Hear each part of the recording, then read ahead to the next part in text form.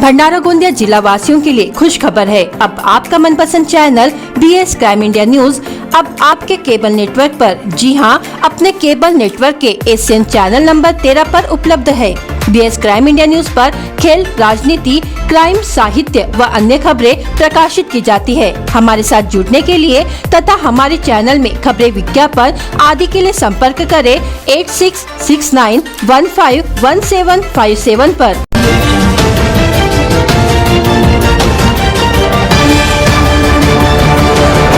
Chocolate लाने गए 7 वर्षीय बालक को तेंदुपत्ता भरे तेज रफ्तार पिकअप वाहन ने कुचल दिया। यह घटना लंजेरा ग्राम में शनिवार सुबह 11:30 बजे घटित हुई। मृतक का नाम लंजेरा निवासी यश योगीराज शेंडे उम्र 7 वर्ष बताया जा रहा है। दुर्घटना के बाद चालक मौके से फरार हो गया। आंधलगांव पुलिस ने उसके खिलाफ मामला दर्ज कर वाहन जब्त किया है। शनिवार की सुबह यश शेंडे सड़क के पास साइकिल से चॉकलेट लाने जा रहा था। इस दौरान तेंदुपत्ता भरकर पीटेसुर से लंजेरा मार्ग होते हुए जाम ग्राम जा रही पिकअप गाड़ी क्रमांक MH40Y-8239 ने उसे जोरदार टक्कर मार दी। यश की मौके पर ही मौत हो गई। घटना के बाद पिकअप वाहन चालक मौके से फरार हो गया। इससे लंजेरा के ग्रामीण रोष से व्याप्त हो गए थे। उन्होंने वाहन पर पथराव किया, वाहन के कांच फोड़ दिए। आंधलगांव पुलिस ने घटनास्थल पर पहुंचकर स्थिति पर काबू पाया। आंधलगांव पुलिस आगे की जाँच कर रही है। इस वक्त की बड़ी खबर, राष्ट्रीय महामार्ग 6 पर भंडारा लाखनी महामार्ग पर खुटसावरी फाटे पर रविवार 29 मई को 12 बजे के दरमियान कार और मोटरसाइकिल का भीषण हादसा हो गया, जिसमें मोटरसाइकिल चालक गंभीर जख्मी हुआ। जिसकी जानकारी कड़ेगांव महामार्ग पुलिस और लाखनी पुलिस को मिलते ही उन्होंने घटनास्थल पहुंच घायलों को उपचार के लिए अस्पताल भेजा गया है। प्राप्त जानकारी के अनुसार भंडारा से लाखनी की ओर जा रही मोटरसाइकिल क्रमांक CG 08AM0899 ने कार क्रमांक MH40AC 4394 को खुटसावरी फाटे पर पीछे से जोरदार टक्कर मार दी, जिसके बाद मोटरसाइकिल चालक गंभीर जख्मी हुआ। इस घटना की जानकारी गड़ेगांव महामार्ग पुलिस और लाखनी पुलिस को मिलते ही उन्होंने घटनास्थल पहुंच घायल को उपचार के लिए अस्पताल भेजा। आगे की जाँच शुरू है।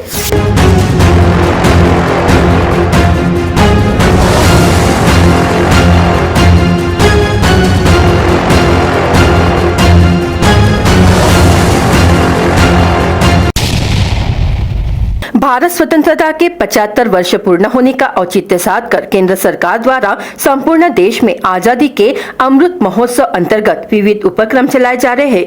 इस तर्ज पर शासन द्वारा लाभार्थियों पर लक्ष्य केंद्रित कर कोई भी नागरिक छूट न जाए व नागरिकों की विविध जरूरतों को पूर्ण किया जा रहा है। उक्त अनुसंधान से मंगलवार 31 मई को पंतप्रधान नरेंद्र मोदी की दूरदृष्टि प्रणाली द्वारा हिमाचल प्रदेश के शिमला में आयोजित राष्ट्रीय कार्यक्रम द्वारा राज्य जिला स्तर पर स्वतंत्र संग्राम सैनिक के परिवारों सहित चयन किए गए लाभार्थियों से संवाद साधेंगे। जिला स्तर पर 500 नागरिकों के बैठने की व्यवस्था हो, ऐसे स्थान पर कार्यक्रम का आयोजन कर राष्ट्रीय कार्यक्रम में ऑनलाइन जुड़ा जाए। केंद्र व राज्य सरकार के मंत्री, सांसद, विधायक, महापौर, स्थानीय स्वराज्य संस्था के अध्यक्ष, जिला परिषद अध्यक्ष को शामिल होने के लिए आमंत्रित किया जाएगा। इस समय पर प्रधानमंत्री आवास योजना, प्रधानमंत्री किसान सम्मान निधि, प्रधानमंत्री उज्ज्वला योजना, पोषण अभियान, प्रधानमंत्री मातृवंदना योजना, स्वच्छ भारत अभियान, जल जीवन मिशन, प्रधानमंत्री स्वनिधि योजना, एक राष्ट्र एक राशन कार्ड,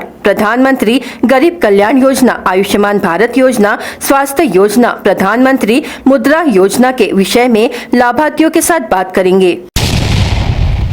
परिवहन विभाग के RTO चेक पोस्टों को दलालों से मुक्त करने, गुंडागर्दी कर अवैध रूप से मनमानी वसूली बंद करने, RTO के भ्रष्ट अधिकारियों को निलंबित करने एवं करोड़ों की राजस्व चोरी को तत्काल रोकने की मांग को लेकर भारतीय राष्ट्रीय युवक कांग्रेस के राष्ट्रीय सचिव बंटी शेलके ने 27 मई शुक्रवार से गोंदिया जिले के देवरी में स्थित सिरपुर चेक पोस्ट पर अनशन शुरू कर दिया है। उन्होंने बताया कि यह अनशन 2 जून तक जारी रहेगा और इसके बाद विदर्भ तथा छत्तीसगढ़ छत्तीसगढ़ की युवक कांग्रेस की टीम सिरपुर चेक पोस्ट पर व्याप्त गुंडागर्दी, अवैध वसूली बंद होने तथा भ्रष्ट अधिकारियों के खिलाफ सख्त कार्रवाई होने तक श्रृंखलाबद्ध अनशन सिरपुर चेक पोस्ट पर जारी रखेगी। बंटी शेल्के के साथ भंडारा जिला युवक कांग्रेस उपाध्यक्ष सोनू बैरागी, भंडारा विधानसभा युवक कांग्रेस अध्यक्ष आकाश ठोकर, उपाध्यक्ष आनंद चिंचखेड़े तथा विदर्भ एवं छत्तीसगढ़ से आए युवा कांग्रेस कार्यकर्ता भी बैठे हुए हैं। बंटी शेल्के ने आंदोलन में पुलिस प्रशासन द्वारा असहयोग और नकारात्मक भूमिका अपनाने का आरोप भी लगाया है।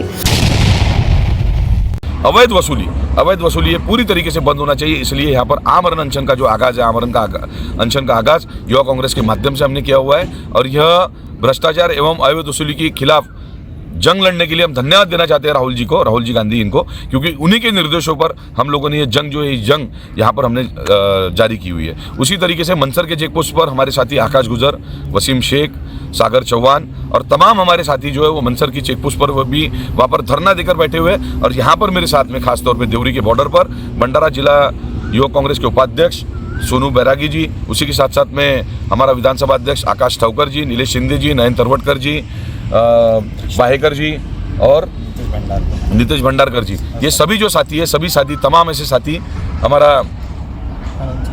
आनंद चिंचखेड़े, ये तमाम हमारे साथी जो यहाँ पर अनशन पर मेरे साथ में यहाँ पर बैठे हुए और इन्होंने यहाँ पर धरना दिया है। और जब तक ये अवैध वसूली जो है, ये अवैध वसूली जब तक ये बंद होगी नहीं, तब तक हम लोग हमारा आमरण अनशन जो है, यह आमरण अनशन से उठने नहीं वाले हैं। और तमाम साथी जो बाकी के चेक पोस्ट पर जो बैठे हुए हैं वो साथी वहाँ से धरने से उठने नहीं वाले हैं। आज अजब बात हुई कि देवरी के चेक पोस्ट पर आने के बाद में सुबह 7 बजे से हमारा यहाँ अनशन तो जारी ही है, अवैध वसूली अभी पूरी तरीके से बंद है, लेकिन खुद पीआई साहब, देवरी के जो देवरी के पीआई यहाँ पर उपस्थित रहने के बाद में अंदर उपस्थित थे, चेक पोस्ट के अंदर, यानी चेक पोस्ट के अंदर उपस्थित बहुत साफ सफाई नहीं करती, इसलिए अलग किराए के मकान में रहने की बात कहने पर गुस्साए बेटे ने कुल्हाड़ी से वार कर पिता की हत्या कर दी। यह घटना शुक्रवार 27 मई की रात 8:30 बजे के दौरान हुई। मृतक की पत्नी की शिकायत पर साकोली पुलिस ने अपराध दर्ज किया है।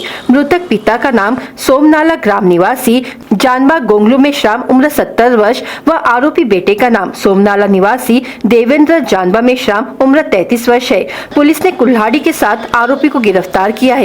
अत्यल्प भूधारक जानबा मेश्राम को 5 लड़कियां व 1 लड़का है। सभी का विवाह हो गया है। उनका घर मुख्य चौक में है। उनका बेटा देवेंद्र अपने परिवार के साथ पिता के घर में ही अलग कमरे में रहता है। घटना के दिन शुक्रवार रात 8 बजे के दौरान जानबा मेश्राम बाहर से आया तो उनका पोता अनिकेत दादा के पास आया। जानबा ने अपने पोते से कहा कि तुम्हारी माँ सफाई नहीं करती, इसलिए तुम अलग किराए से रहो। इस बात से आग बबूला हुआ बेटा देवेंद्र अपने कमरे से बाहर आया व पिता पर कुल्हाड़ी से गर्दन व सीने पर वार कर दिया। बहुत अधिक खून बहने से जानबा की घटनास्थल पर ही मृत्यु हो गई। घटना के समय उपस्थित मृतक की लड़की के रोकने पर उसे भी आरोपी ने बाल पकड़कर धक्का मुक्की की। मृतक की पत्नी सारू मेश्राम, उम्र 60 वर्ष की शिकायत पर साकोली पुलिस ने अपराध क्रमांक 289, 222 धारा 302 भादवी अन्वय मामला दर्ज किया है। पुलिस निरीक्षक जितेंद्र बोरकर के मार्गदर्शन में सहायक पुलिस निरीक्षक संजय खोखले के नेतृत्व में पुलिस पथक घटनास्थल पर गए। मृतदेह शव विच्छेदन के लिए उप जिला अस्पताल साकोली में भेजा गया। अपराध में उपयोग लाई गई कुल्हाड़ी जब्त कर आरोपी बेटे को गिरफ्तार किया गया। शव विच्छेदन के बाद मृतदेह परिजन को दिया गया। स्थानीय स्मशान भूमि में उनका अंतिम संस्कार किया गया। भंडारा जिला कारागृह के उपहार गृह में सुबह के समय खरीदारी के दौरान मामूली विवाद को लेकर कैदियों के 2 गुटों में मारपीट हो गई। जिला जेल अधीक्षक की शिकायत पर भंडारा शहर पुलिस ने 8 के खिलाफ मामला दर्ज किया गया है। भंडारा पुलिस के अनुसार श्याम उर्फ पीटी चचेरे, उम्र 40 वर्ष, शाहरुख रज्जाक शेख, उम्र 30 वर्ष, शुभम चौहान, उम्र 32 वर्ष, गौतम चौहान, उम्र 27 वर्ष, विजय तरोने, उम्र 30 वर्ष, प्रथम मेश्राम, उम्र 27 वर्ष, मुकेश रावते, उम्र 32 वर्ष और इमरान शेख, उम्र 33 वर्ष आदि कैदी के खिलाफ शिकायत की गई है। उल्लेखनीय है कि इस मारपीट में मौका के आरोपी भी शामिल है। मारपीट को देखकर कारागृह पुलिस तुरंत मौके पर पहुंची और दोनों पक्षों के बीच विवाद को सुलझा लिया। इसके बाद घायलों का प्राथमिक उपचार किया गया। इस बीच भंडारा जिला जेल अधीक्षक की शिकायत पर 8 कैदियों के खिलाफ भंडारा पुलिस में मामला दर्ज किया गया है। आगे की जाँच भंडारा पुलिस हवालदार वरकड़े कर रहे हैं। विदर्भ में गोसेखुर्द परियोजना के कारण पानी पर्याप्त मात्रा में उपलब्ध है। अब विदर्भ के किसानों की जिम्मेदारी है कि वह इस पानी का उचित उपयोग करे और फसल पैटर्न में भी सुधार करे। पश्चिमी महाराष्ट्र में उपसा सिंचाई योजना, जलापूर्ति योजना और चीनी कारखानों की जल योजना की वजह से खेती बहुत उन्नत हुई है। यह बात राज्य जल संपदा व लाभक क्षेत्र विकास मंत्री तथा सांगली जिले के पालक मंत्री जयंत पाटिल ने कही। अध्ययन दौरे के तहत सांगली में पहुंचे भंडारा जिले के किसानों को वे संबोधित कर रहे थे। उन्होंने किसानों से आह्वान किया है कि वह अध्ययन करें एवं अपने क्षेत्र में परिवर्तन करने का प्रयास करें। विदर्भ सिंचाई विकास महामंडल के पानी वापस संस्थाओं के सक्षमीकरण के विशेष उपक्रम के तहत गोसेखुर्द राष्ट्रीय सिंचाई परियोजना के लाभ क्षेत्र में आ रहे किसानों को किसान समृद्धि अध्ययन यात्रा का आयोजन किया गया है। यह यात्रा इन दिनों सांगली में है। वहां के पालक मंत्री जयंत पाटिल ने किसानों से बातचीत की। इस अवसर पर विदर्भ सिंचाई विकास महामंडल कार्यकारी संचालक राजेंद्र मोहिते, गोसेखुर्द प्रकल्प मुख्य अभियंता आशीष देवगड़े, अधीक्षक अभियंता जगत टाले, प्राध्यापक सुरेश महीन, सांगली जल संपदा विभाग कार्यकारी अभियंता ज्योति देवकर, कृषि रत्न पुरस्कार प्राप्त किसान संजीव माने उपस्थित थे। पुलिस मुख्यालय में स्वतंत्रता वीर सावरकर की जयंती मनाई गई। इसके उपलक्ष्य में नियंत्रण कक्ष के प्रांगण में 28 मई को आयोजित कार्यक्रम में प्रभारी पुलिस अधीक्षक अनिकेत भारती के हस्ते वीर सावरकर के चित्र पर पुष्पहार अर्पित किया गया। इस अवसर पर सावरकर के जीवन कार्यों को याद कर उन्हें आदरांजलि अर्पित की गई। कार्यक्रम में नियंत्रण कक्ष के पुलिस निरीक्षक शिरभाते, पुल्लरवार अपराध शाखा के पुलिस निरीक्षक जयवंत चौहान, आर्थिक अपराध शाखा के मान कर कोरेटी, कदम, निस्वादे, आरक्षित पुलिस निरीक्षक चौधरी सिंह, उप निरीक्षक तथा जनसंपर्क अधिकारी रमाकांत दीक्षित, भंडारा राउत ठाकरे उपस्थित थे। ओबीसी समाज के रद्द हुए आरक्षण बचाने के अलावा 56% आरक्षण मिलना चाहिए व सबसे पहले जनगणना करने के लिए महाराष्ट्र प्रांतिक तैलिक महासभा प्रदेशाध्यक्ष माननीय खासदार रामदास तडस, महासचिव डॉक्टर भूषण कर्डिले, कोषाध्यक्ष गजुनाना शेलार इनके मार्गदर्शन में नागपुर विभागीय आयुक्त कार्यालय नागपुर यहाँ निवेदन देकर सविस्तर चर्चा की गयी। उस वक्त बंटिया आयोग के सभी पदाधिकारी, नागपुर विभागीय आयुक्त खोड़े मैडम, नागपुर जिला अधिकारी आर विमला आदि मान्यवरों को निवेदन दिया गया। इस मौके पर संगठन के सह सचिव बलवंतराव मोरघड़े व नागपुर विभागीय अध्यक्ष जगदीश वैद्य इन्होंने मुद्दे के साथ सकारात्मक चर्चा की। ओबीसी आरक्षण सुप्रीम कोर्ट ने रद्द किया, उसके विरुद्ध में सरकार ने एम्पिरिकल डेटा दाखिल करे। उसी प्रकार ओबीसी के अनेक आवश्यक मांगे पूर्ण करने के लिए महाराष्ट्र प्रांतिक तैलिक महासभा इनके मार्गदर्शन में नागपुर विभाग की ओर से बंटिया आयोग को नागपुर विभागीय कार्यालय यहाँ निवेदन देकर चर्चा कर मांग की गई। इस वक्त अनेक ओबीसी समाज के भाई बंधुओं की मांगे 2000 से ज्यादा निवेदन संगठन के माध्यम से दिए गए। नमस्कार, मी पवन मस्के, एक ओबीसी बांधव या नात्याने आज कित्येक दिवसापासून ओबीसी आरक्षणाबद्दल एक मुद्दा चालू आहे आणि त्या मुद्द्याच्या अंतर्गत महाराष्ट्र प्रांतिक तैलिक महासभा यांच्यातर्फे आम्ही मंत्रालयामधून कंटिन्यू याचा पाठपुरावा घेत आहोत आणि त्या पाठपुराव्याच्या अंतर्गत त्यांनी प्रांतिक तैलिकने जो लीड केला आहे त्या लीडच्या अंतर्गत मंत्रालयामधून कंटिन्यू याचा पाठपुरावा केल्यानंतर आपल्याला व इतर 6 विभागांना याचे व्यथा व आरक्षणाबाबत जे म्हणणे आहे ते मांडण्याकरिता आम्हाला आज 2 घंट्याचा वेळ प्राप्त झालेला आहे। या विभागातर्फे एक समर्पित आयोग हा या अंतर्गत येणार आहे आणि त्यात बंटिया आयोग म्हणजे बंटिया एक अधिकारी आहेत, त्यांची पूर्ण टीम सोबत आम्ही ओबीसी बाबत एक नागपूर विभागाला आपली बाजू मांडणार आहोत। आमचं बस एवढंच म्हणणं आहे की कोणत्याही ओबीसी बांधवांना कोणत्याही प्रकारचा त्याच्यावर अन्याय होऊ नये व त्यांचा जो आरक्षण आज तटागटामध्ये आणि संपवित धोरण करण्यात येत आहे तो कुठेतरी त्यांचं आरक्षण राहिला पाहिजे। याच भूमिकेने आज आम्ही जिल्हा भंडाऱ्याकडून आपली भूमिका बजावणार आहोत। तसेच प्रत्येक ओबीसी बांधवांना मी एक विनंती करतो की माझ्या एक वेबसाईटवर हा एक प्रोफार्म आहे आणि या प्रोफार्ममध्ये देखील याची पूर्ण व्यथा एक 4 याच्यामध्ये आम्ही प्रत्येकाची आहे। प्रत्येकांना याच्यामध्ये आपला नाव आडनाव, मोबाईल नंबर आणि मागे देखील यांचा सही नाव आणि मोबाईल नंबर हे दर्ज करून आपल्याला त्या वेबसाईट त्या व्हॉट्सअप नंबरवर आयोगाच्या आपली व्यथा मांडण्याची सर्वांना विनंती करतो आणि जास्तीत जास्त संख्येने मोबाईल, व्हॉट्सअप नंबर आणि वेबसाईटवर कृपया याची नोंद घ्यावी आणि जास्तीत जास्त टाकावे नाही. बहुसंख्या दिसेल व लोक ओबीसी बांधवाचा आरक्षणसाठी आपला एक हा लढा हा कंटिन्यू लागू राहील. धन्यवाद. मॉल में कार्य करने के दौरान किसी घातक दुर्घटना की आपात स्थिति से निपटने की तैयारियों का जायजा लेने के लिए रविवार को सीता पठौर खान प्रबंधन ने मॉक ड्रिल का आयोजन किया गया. सीता पठौर मॉल परिसर में ब्लास्टिंग व अन्य कार्य की वजह से दुर्घटनाग्रस्त हो जाने की आपात स्थिति पैदा की गई व उससे कैसे निपटा जाता है इसका पूरा लाइव दृश्य भी दिखाया गया.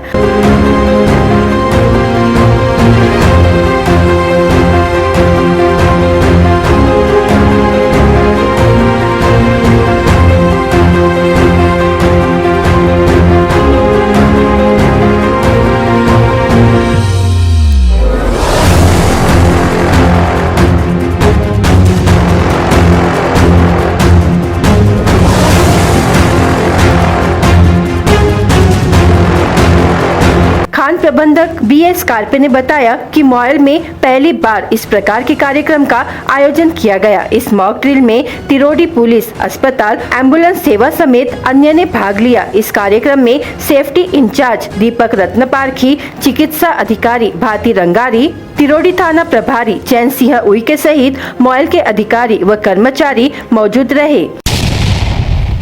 मानसून में विशेष रूप से मई, जून, जुलाई एवं मानसून के बाद अक्टूबर माह में राज्य में अनेक स्थानों पर बिजली की गड़गड़ाहट के साथ बारिश सामान्य तौर पर होती है. ऐसे में शहरी क्षेत्रों के साथ ही ग्रामीण क्षेत्रों में भी बिजली गिरने से अनेक किसानों एवं नागरिकों की प्रतिवर्ष मौत हो जाती है. बिजली गिरने से होने वाली जनहानि टालने के लिए दामिनी ऐप विकसित किया है. इस ऐप के माध्यम से तूफानी बारिश, बिजली की कड़कड़ाहट के साथ बिजली गिरने की सटीक जानकारी 15 मिनट के आधा घंटा पहले नागरिकों को घर बैठे मिलेगी.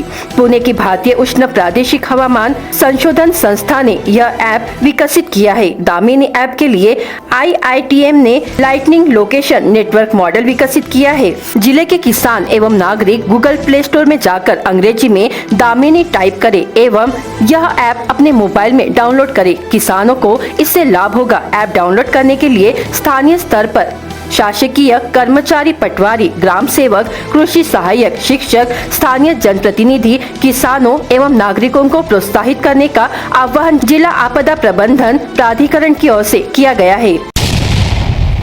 ग्रीष्म ऋतु में 25 मई से लेकर 2 जून तक की अवधि में सूर्य रोहिणी नक्षत्र में रहता है. इस अवधि को नौतपा के नाम से जाना जाता है. पूर्व में जहां जिले में तापमान 42 डिग्री सेल्सियस के पार हो चुका था और नौतपा में तापमान और भी बढ़ने की संभावना व्यक्त की जा रही थी, वही बुधवार से शुरू हुए नौतपा को बादल चुनौती दे रहे हैं. 25 से 27 मई तक सुबह से ही बादल सूरज के बीच लुका छिपी जारी थी. कभी आसमान पर बादल छा रहे तो कभी धूप निकल रही है. हालांकि मौसम के तेवर को देखते हुए ये माना जा रहा है कि नौतपा पर बादल भारी साबित होंगे. 28 मई को सुबह से ही सूरज के तेवर अधिक तेज थे और तापमान 40.5 डिग्री सेल्सियस दर्ज किया गया. गुरुवार को नौतपा के दूसरे दिन भी मौसम नरम रहा. सुबह से तेज धूप लोगों के पसीने छुड़ाती रही. बारिश की नमी का असर रात को लेकर सुबह तक कायम रहा.